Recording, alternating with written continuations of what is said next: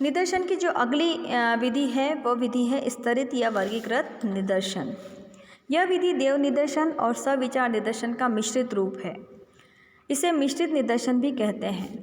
इस विधि का प्रयोग देव निदर्शन और सविचार निदर्शन दोनों ही के लाभों को एक साथ प्राप्त करने के लिए किया जाता है। इसमें सर्वप्रथम समग्र को विचारपूर्वक कई सजातीय वर्गों में विभाजित किया जाता है और उसके बाद प्रत्येक वर्ग में से निश्चित संख्या में देव निदर्शन विधि से इकाइयों का चुनाव किया जाता है। जैसे यदि हमें किसी नगर में जाति व्यवस्था का अध्ययन करना है तो हम पहले संपूर्ण नगर को विभिन्न जातियों में बांट देंगे और उसके पश्चात प्रत्येक जाति या समूह में से देव निदर्शन विधि से निश्चित मात्रा में इकाइयों का चयन करेंगे। इस विधि का प्रयोग उसी समय किया जाता है जब समग्र की सभी इकाइयाँ सजातीय न हों, यानी एक समान न हों। जिन इकाइयों के समान लक्षण हों उन्हें एक वर्ग के अंतर्गत रख लिया जाता है। उसके पश्चात प्रत्येक वर्ग में से निश्चित मात्रा में निदर्शन चुन लिया जाता है। स्तरित निदर्शन विधि का प्रयोग करते समय हम कुछ बातों को ध्यान में भी रखें तो यह विधि बहुत अधिक उपयोगी होती है। जैसे समग्र की सभी विशेषताओं को ज्ञात करके उसे उनके आधार पर विभिन्न स्तरों में वर्गीकृत कर लें। प्रत्येक स्तर का आकार इतना बड़ा हो कि उसमें से निदर्शन हेतु इकाइयों का चयन किया जा सके। विभिन्न स्तरों में पूर्ण रूपेण सजातीयता हो, अर्थात प्रत्येक वर्ग में आने वाली इकाइयों में एक रूपता हो तथा एक वर्ग समग्र के एक ही गुण का प्रतिनिधित्व करे। विभिन्न स्तरों या वर्गों में से इकाइयों का चुनाव उसी अनुपात में किया जाए जिस अनुपात में उनकी संख्या समग्र में है। वर्ग स्पष्ट तथा सुनिश्चित होने चाहिए ताकि प्रत्येक इकाई किसी न किसी वर्ग में आ जाए और कोई भी इकाई एक से अधिक वर्गों में न आए। वर्गों का निर्माण अध्ययन की विषय की प्रकृति के अनुरूप हो। स्तरित निदर्शन जो है वो 3 प्रकार के होते हैं। एक होता है अनुपातिक स्तरित निदर्शन। इस विधि के अनुसार प्रत्येक वर्ग में से निदर्शन हेतु उतनी ही इकाइयों का चयन किया जाता है जिस अनुपात में वर्ग की कुछ इकाइयाँ समग्र में हैं। दूसरा होता है असमानुपातिक स्तरित निदर्शन।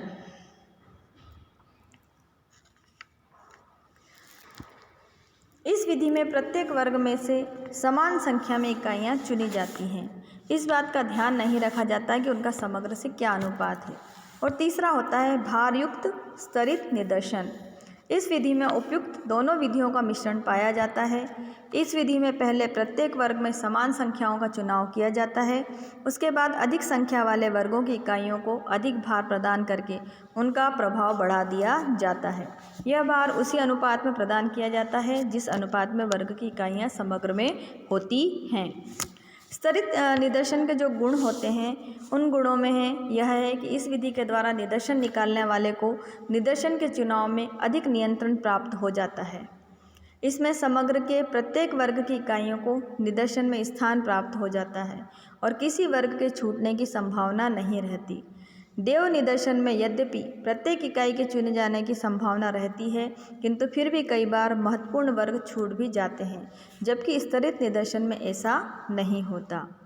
यदि वर्गीकरण उचित प्रकार से किया गया है तो थोड़ी इकाइयों में से ही प्रतिनिधित्व इकाइयों का चुनाव हो जाता है, जबकि देव निदर्शन में प्रतिनिधित्व के लिए इकाइयों का पर्याप्त मात्रा में चुनाव जाना आवश्यक होता है।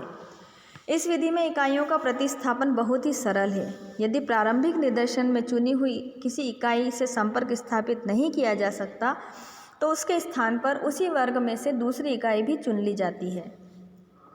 इस परिवर्तन से निदर्शन में प्रतिनिधित्व पूर्ण होने का या न होने पर कोई असर नहीं पड़ता है। और वर्गीकरण द्वारा निदर्शन का चुनाव इस प्रकार से किया जा सकता है कि निदर्शन की अधिकांश इकाइयाँ भौगोलिक दृष्टि से केंद्रित हों। ऐसे अध्ययन में धन व समय की बचत हो सकती है। देव निदर्शन की इकाइयाँ बिखरी होने के कारण इकाइयों के चुनाव में इस प्रकार का नियंत्रण नहीं रहता। बस अगर देखा जाए स्तरित निदर्शन में जो दोष होता है वह यह होता है कि यदि वर्गों का निर्माण उचित प्रकार से नहीं किया जाए तो निदर्शन चुनने में पक्षपात आने की संभावना रहती है। ऐसा भी हो सकता है कि कुछ वर्गों में से अधिक इकाइयों का चुनाव कर लिया जाए और कुछ में से कम का। ऐसी स्थिति में निदर्शन प्रतिनिधित्व पूर्ण नहीं रह पाता है। प्रतिनिधित्व पूर्ण होने के लिए निदर्शन का समानुपातिक होना आवश्यक है, किंतु भिन्न भिन्न वर्गों के आकार में यदि बहुत अधिक भिन्नता है तो उनमें समानुपात का गुण लाना कठिन होता है। साथ ही चुनाव करने वाले व्यक्ति की व्यक्तिगत रुचि का भी निदर्शन चुनाव पर उसका असर पड़ता है। कुछ अन्य प्रकार के निदर्शन भी हैं, जैसे अभ्यांश निदर्शन या वर्गीय निदर्शन का ही एक रूप है। इसमें सर्वप्रथम समग्र को कई वर्गों में विभाजित किया जाता है, फिर प्रत्येक वर्ग में से चुनी जाने वाली इकाइयों की संख्या तय कर ली जाती है। इस निश्चित संख्या को ही अभ्यांग कहते हैं। इसके बाद अनुसंधानकर्ता प्रत्येक वर्ग में से निर्धारित मात्रा में अपनी इच्छा अनुसार इकाइयों का चुनाव कर लेता है। एक होता है बहुस्तरीय निदर्शन। नाम से ही समझ में आ रहा है बच्चों, इस विधि का प्रयोग बहुत बड़े क्षेत्र के निदर्शन निकालने के लिए किया जाता है।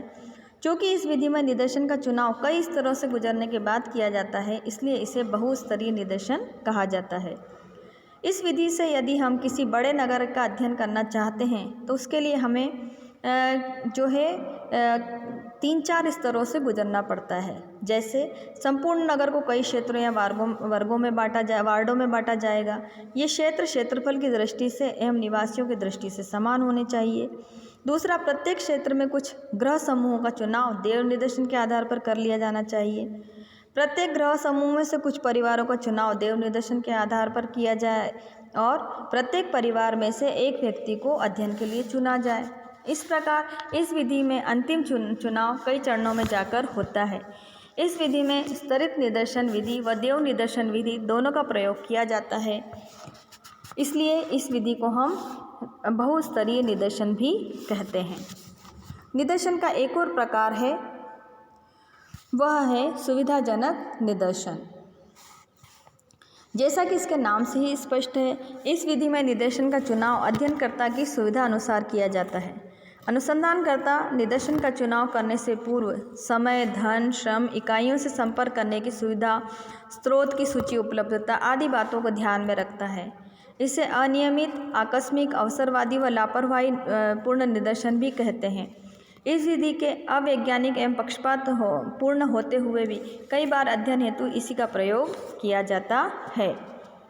इस विधि का उपयोग तब किया जाता है जब समग्र पूर्णतया स्पष्ट न हो, या जब निदर्शन की इकाइयाँ स्पष्ट न हो, या जब स्रोत सूची मिली ही न हो। यह विधि सरल, मितव्ययी, गहन अध्ययन एवं यथार्थ निदर्शन की संभावना का गुण रखती है। फिर है चयनित निदर्शन। कई बार निदर्शन का चुनाव नहीं किया जाता, वरन संबंधित व्यक्ति स्वयं ही निदर्शन में सम्मिलित होने का प्रस्ताव करता है, इसलिए ही इसे स्वयं चयनित निदर्शन कहते हैं। जैसे कोई साबुन कंपनी यह जानना चाहती है कि उसके साबुन को कितने लोगों ने पसंद किया, तो वह रेडियो, टेलीविज़न, समाचार पत्रों द्वारा इसकी घोषणा करवा दी जाती है कि लोग अमुक साबुन के बारे में अपनी राय अमुक पते पर भेजें। कई बार समाचार पत्रों में प्रश्नावलियाँ भी प्रकाशित कर दी जाती हैं, जिससे इच्छुक व्यक्ति भरकर संबंधित संस्था या व्यक्ति को भेज देते हैं। एक और विधि चलते चलते हम समझ लेते हैं, वो है क्षेत्रीय निदर्शन। इस विधि में समग्र को कई छोटे छोटे क्षेत्रों में विभाजित करते हैं, उसके पश्चात संपूर्ण क्षेत्र का अध्ययन किया जाता है। चूँकि इसमें इकाइयों के एक समूह का अध्ययन किया जाता है, इसलिए इसे संभाग निदर्शन, क्लस्टर सैंपलिंग भी कहते हैं। इसे स्पष्ट करते हुए मोजर और कार्ल्टन लिखते हैं, जब इकाइयों के संपूर्ण समूह को ही निदर्शन के रूप में चुन लिया जाता है, तब यह चयन प्रक्रिया संभाग निदर्शन कहलाती है। क्षेत्रीय निदर्शन का उपयोग कृषि क्षेत्रों के अध्ययन के लिए विशेष रूप से किया जाता है। आपराधिक क्षेत्र एवं जनसंख्या अध्ययनों के लिए भी इस विधि का प्रयोग किया जाता है। तो आशा करती हूँ बच्चों, आपको निदर्शन के विभिन्न प्रकारों के बारे में जानकारी प्राप्त हो गई होगी।